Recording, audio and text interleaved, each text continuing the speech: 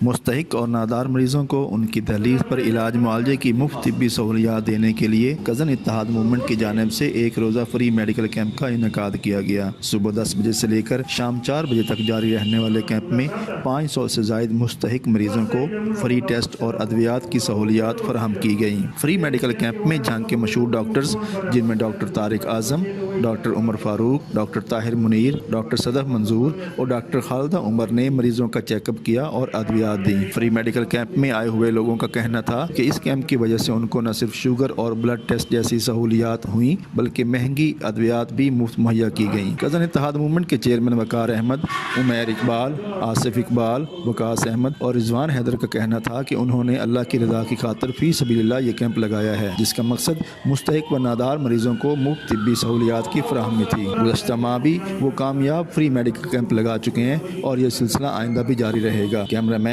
इरफान साल के साथ मोहम्मद रियाज शाहिद, सिटी न्यूज़, जंग। हम लाते हैं टॉप न्यूज, आपके फेवरेट टॉक शोज और अनलिमिटेड एंटरटेनमेंट सिर्फ यूट्यूब पर।